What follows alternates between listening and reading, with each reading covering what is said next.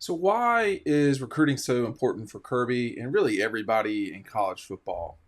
This is a quote from Kirby. I actually don't remember when this was. It's some time ago, though. Um, Maybe just before or after the first national championship. He said, "We all know you are only as good as your players, and that leads you to recruiting. What's going to make you separate on the field is the players you put out there." So, you can, for me, the answer is it's always the players. It's always the players. It's always been the players. Period. And think back to the '90s when Florida State and Nebraska were the best two teams in the country, best two programs in the country. They won, what, five national championships in that time, 93, 99, and then Nebraska with 94, 95, and 97, maybe a share of 97. They had the best players. Florida State certainly did. And where are they now, right? What's happened with recruiting is that the world has changed, and that's probably a different discussion for another time, but Georgia should win national championships. They have the best players. Nick should win national championships at Alabama. They have the best players.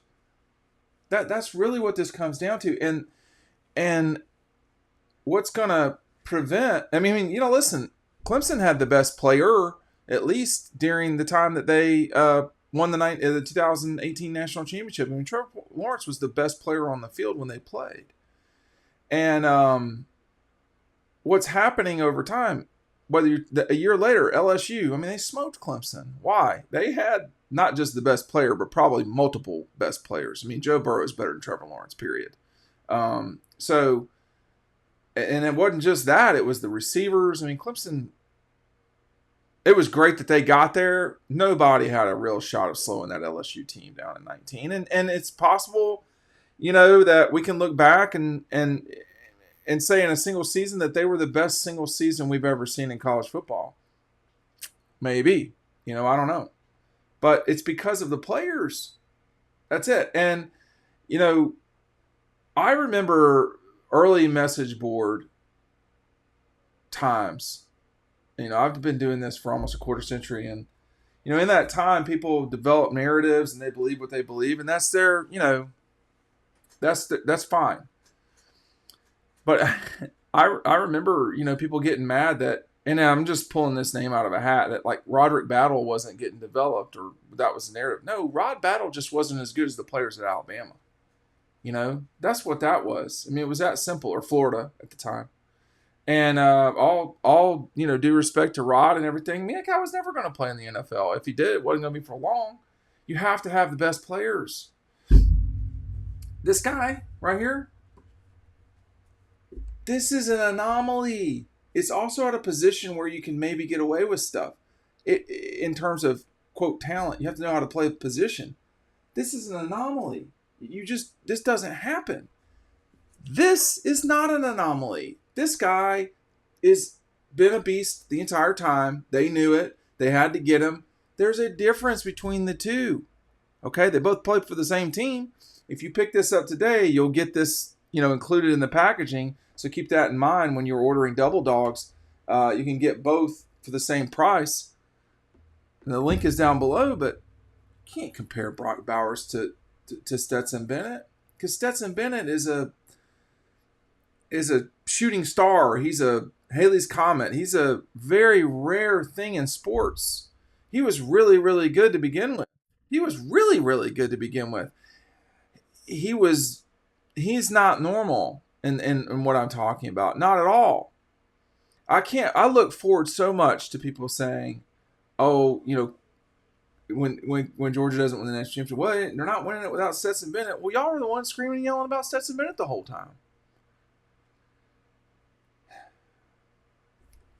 College athletics, you learn when you play real quick that the best players usually win.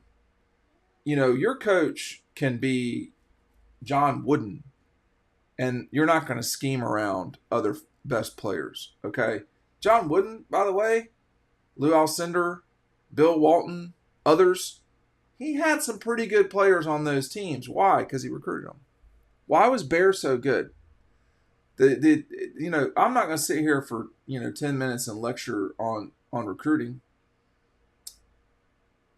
I might, but it's really, really, really important. So when you see Ryan Puglisi and Dylan Raiola, Georgia's not taking any chance. There are no chances being taken here. That if an all-star quarterback like DJ Uiagalelei doesn't work out, Clemson didn't have anybody to go to. That's not going to be a problem at Georgia. There's not going to be a problem there. They have backups upon backups. They throw people at you in waves.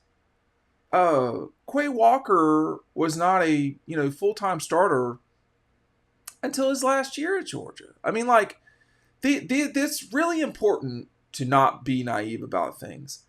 Kirby Smart is a very good developer of talent. I mean, like, he's very good at that. I think the proof is in the pudding there. When you talk about, Eric Stokes, Quay Walker, etc. There's no question the guy understands how to develop talent. And for the record, development should not be discounted, but it should be in its appropriate place. And I've said this for a long time. You cannot develop what you do not have.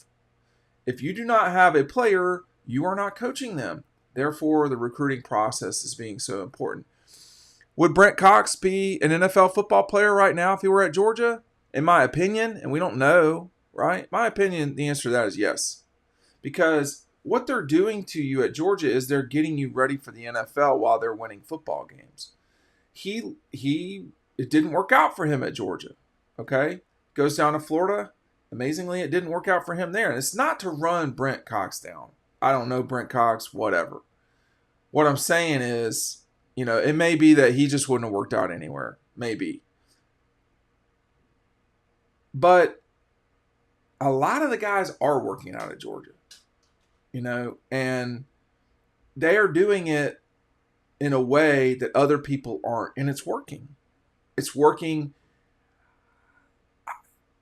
You could make the argument that they just had the best 2-year run in terms of what a recruit could possibly want in college football history. I would have to go back and look, but when you start talking about winning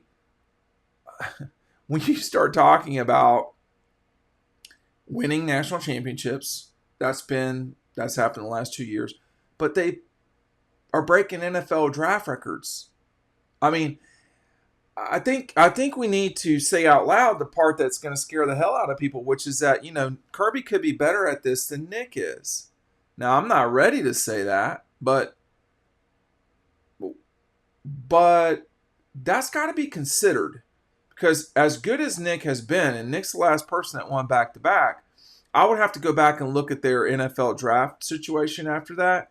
I'm not sure they'd have that many kids drafted. It'd be close, though. I know it would be close because they were churning some kids out for sure. But this is always about recruiting, y'all. It's that simple. The reason why Mark didn't succeed the way Kirby has is recruiting.